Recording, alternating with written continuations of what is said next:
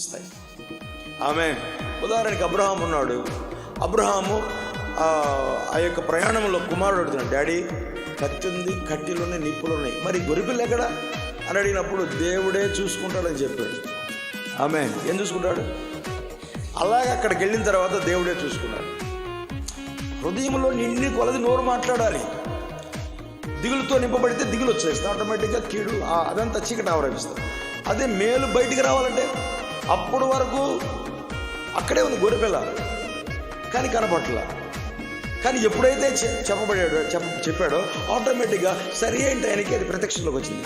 So దేవుడు సిద్ధపరిచిన ఏదైనా ప్రత్యక్షతలోకి రావడానికి మన మైండ్లో ఏం ఆలోచిస్తున్నాం, లోపలికి ఏం వెళుతుంది, మన నోట్లో నుండి ఏది బయటకు వస్తుంది, ఇదే చాలా ప్రాముఖ్యం. అందుకని సరి అయిన విషయం లోపలికి వెళ్ళాలి.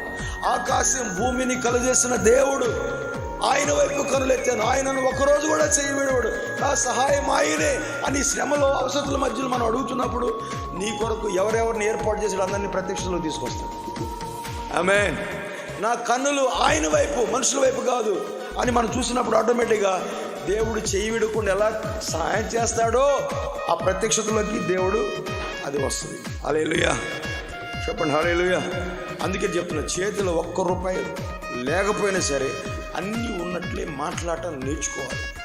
ఆమె మనం ఏంటంటే కనిపిస్తే మాట్లాడతాం, ఏది ఆరోగ్యం ఏది, ఇంకా జ్వరంగానే ఉందిగా, ఏది ఉంటే కదా చెప్పాలి. నేనేమన్నాను, ఉన్నది చెప్తున్నానంట. బైబిల్ చెప్తుంది ఉన్నది చెప్పడం కాదు, లేనిది ఉండేటట్లు చెప్పాలి.